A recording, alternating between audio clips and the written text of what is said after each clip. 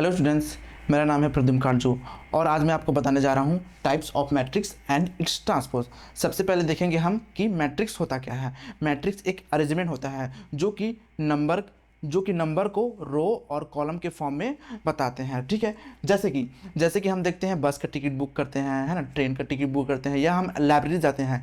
Library अगर हमें कुछ बुक चाहिए तो हम देखते हैं कि वो बुक कौन सा रो और कौन सा कॉलम में पड़ा हुआ है।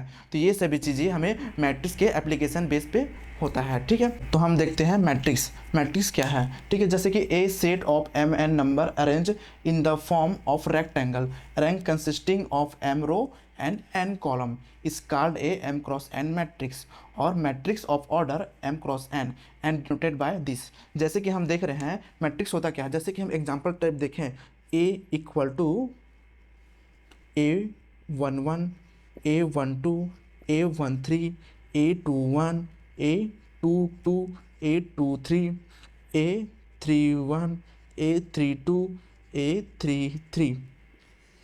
अब देखेंगे हम कि इसका ऑर्डर क्या है। तो हम देखते हैं क्या इसका ऑर्डर क्या होगा, 3x3।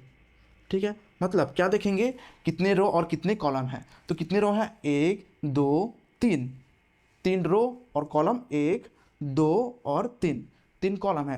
तो ये हमारा फर्स्ट क्या रहेगा, ये हमें फर्स्ट क्या डिनोट करेगा, रो को, और ये सेकंड डिनोट करेगा हमें क्या, कॉलम्स को।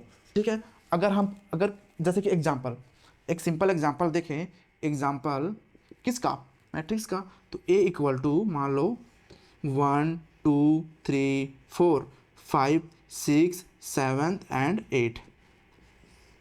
अब पूछेगा ये कितने क्रॉस कितने का मैट्रिक्स है। तो हम देखें कितने रो है, 1 2 3 4, 4 रो है। तो हम लिखेंगे पहले में 4 मल्टीप्लाई, अब कितने कॉलम है, 1 एंड 2, ये 2 कॉलम है।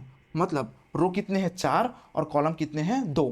तो अगर इस मैट्रिक्स का पूछें कि इसका ऑर्डर क्या है, तो हम सिंपल देखेंगे, ऑर्डर मैट्रिक्स ए का कितना है, 4x2। और अगर एलिमेंट पूछे तो एलिमेंट पूछे तो क्या हम गिनते हैं कितने एलिमेंट है में, 1 2 3 4 5 6 7 8। मतलब इस ए मैट्रिक्स में कितने एलिमेंट हैं, 8 एलिमेंट है। ठीक है, ये तो एक छोटा मैट्रिक्स है, तो हम काउंट कर लिए। अगर बड़ा मैट्रिक्स होगा तो हम काउंट तो नहीं कर पाएंगे। तो हम क्या करेंगे, इसको मल्टीप्लाई कर देंगे, किसको, एलिमेंट को, है ना। तो ऑर्डर को हम मल्टीप्लाई कर देंगे, जैसे कि 4 × 2 कितना हो जाएगा, 8। मतलब इस ए मैट्रिक्स में कितने एलिमेंट होंगे, 8 एलिमेंट होंगे। देखो 1 2 3 4 5 6 7 8। ठीक है, अब हम क्या देखें, मैट्रिक्स देखें, एक एग्जांपल देखें, और उस एग्जांपल से हम देखें कि इस मैट्रिक्स का ऑर्डर कैसे निकालते हैं और इसका एलिमेंट कैसे निकालते हैं। ठीक है, तो हम देखते हैं, नेक्स्ट हम देखते हैं क्या, special types of matrix. Special types of matrix में हम देखते हैं पहला क्या, स्क्वायर मैट्रिक्स। स्क्वायर मैट्रिक्स क्या होता है, N M cross N matrix for which m equal to n, that is the number of row is equal to the number of column is called a square matrix of order n। कुल मिला के ये कह रहा है, यदि किसी matrix का रो और कॉलम इक्वल है तो वो मैट्रिक्स हमारा क्या होता है, स्क्वायर मैट्रिक्स। एग्जांपल देखते हैं सिंपल सी, जैसे कि एग्जांपल फर्स्ट क्या है, a इक्वल टू 1 2 3 4, ये कितने क्रॉस कितने का मैट्रिक्स है, 2x2 का मैट्रिक्स है। तो इसमें देखते हैं हम क्या, फर्स्ट क्या होता है, रो, और सेकंड क्या होता है, कॉलम। फर्स्ट रो और सेकंड कॉलम।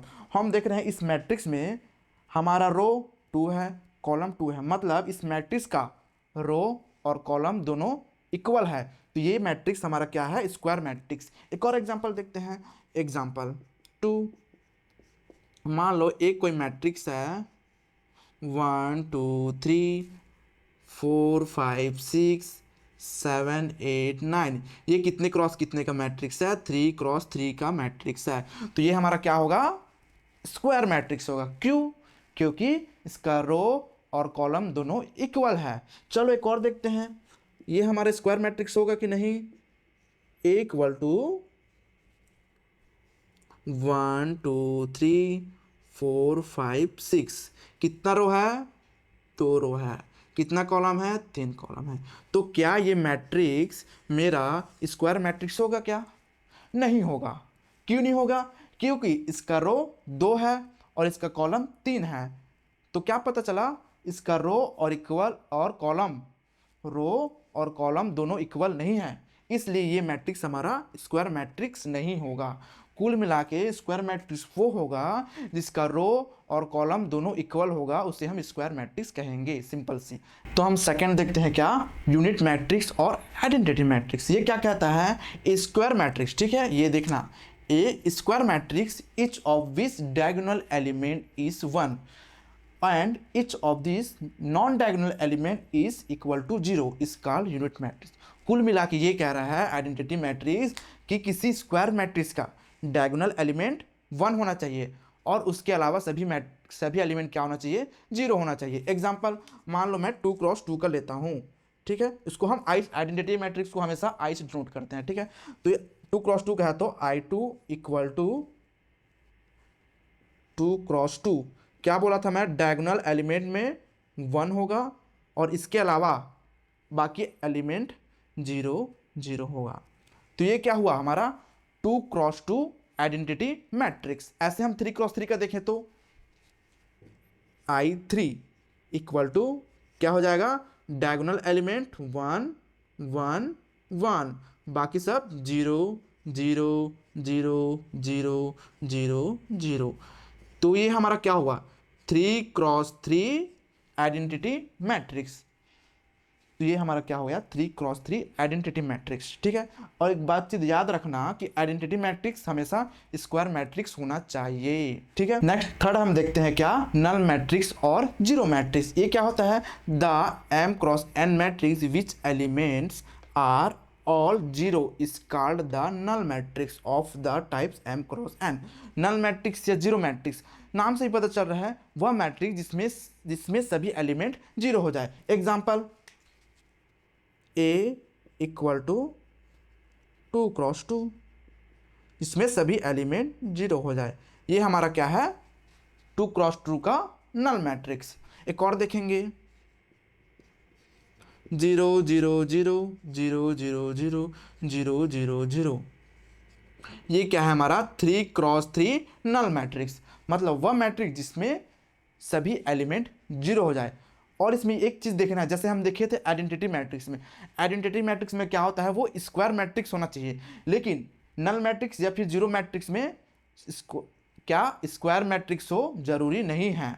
आइडेंटिटी मैट्रिक्स में स्क्वायर मैट्रिक्स होना चाहिए, बट नल मैट्रिक्स में स्क्वायर मैट्रिक्स हो जरूरी नहीं है। जैसे एग्जांपल ए इक्वल टू क्या है, 0 0 0 0 0 0, ठीक है। तो ये क्या है हमारा 2 क्रॉस 3 का मैट्रिक्स है, जो कि क्या है, स्क्वायर मैट्रिक्स नहीं है। स्क्वायर मैट्रिक्स क्या होगा, जैसे बताया था मैं कि रो और कॉलम दोनों इक्वल होगा तो वो स्क्वायर मैट्रिक्स होगा, ठीक है।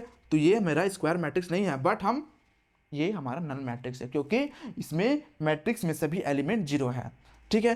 तो हम चौथा देखते हैं क्या, row matrix and column matrix. नाम से ही पता चल रहा है रो मैट्रिक्स वह मैट्रिक्स जिसमें एक सिंगल रो हो, उसको हम क्या बोलेंगे, रो मैट्रिक्स। जैसे एग्जांपल एक सिंगल ए इक्वल टू क्या हो जाए, 1 2 3 4, कितना रो है, रो हमारा है ये क्या है 4 है ना, और कॉलम कितना है, कॉलम है 1। तो ये क्या हो जाएगा हमारा, देखो क्या क्या एक हो रहा है, कॉलम एक हो रहा है, जो एक होगा वो हमारा कॉलम मैट्रिक्स होगा। जैसे इसमें क्या है, कॉलम हमारा 1 है, तो इसको क्या बोलेंगे हम लोग, कॉलम मैट्रिक्स, ठीक है। अब रो मैट्रिक्स क्या है, जिसका ओनली 1 रो हो। जैसे देख लो ए इक्वल टू 1 2 3 4, कितना रो है, 1 रो है, कितना कॉलम है, 4 कॉलम है, तो ये क्या हो जाएगा हमारा रो मैट्रिक्स। कुल मिला के हम क्या देखेंगे, यदि किसी मैट्रिक्स में ओनली सिंगल रो है तो उसको हम रो मैट्रिक्स बोलेंगे, और सिंगल कॉलम है तो उसको हम कॉलम मैट्रिक्स बोलेंगे, ठीक है।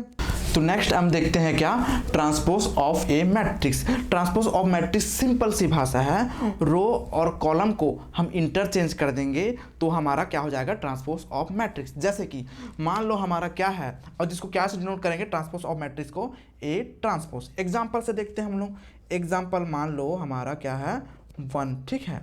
एग्जाम्पल क्या है, मान लो एक कोई मैट्रिक्स है, मान लो 1 2 3 4 5 6, कितना रो है, 2 रो है, कितना कॉलम है, 3 कॉलम है। तो 2x3 का ये मैट्रिक्स है, ठीक है। अगर पूछे कि इस मैट्रिक्स का ट्रांसपोज क्या होगा, ठीक है, तो हम क्या नोट करेंगे, ए ट्रांसपोज। तो क्या बोला मैं, रो और कॉलम को इंटरचेंज कर देंगे, ठीक है। जैसे कि इसमें क्या था, रो हमारा क्या है 2 और कॉलम हमारा क्या है 3, तो इंटरचेंज, अब रो 3 हो जाएगा और कॉलम 2 हो जाएगा, ठीक है। तो हम लिख देंगे क्या होगा, ये हमारा रो था, उसको हम कॉलम बना लेंगे, तो 1 2 3। अब क्या देखेंगे, इस रो को हम कॉलम बनाएंगे, तो 4 5 एंड 6। तो ये कितने क्रॉस कितने का मैट्रिक्स बना, 3x2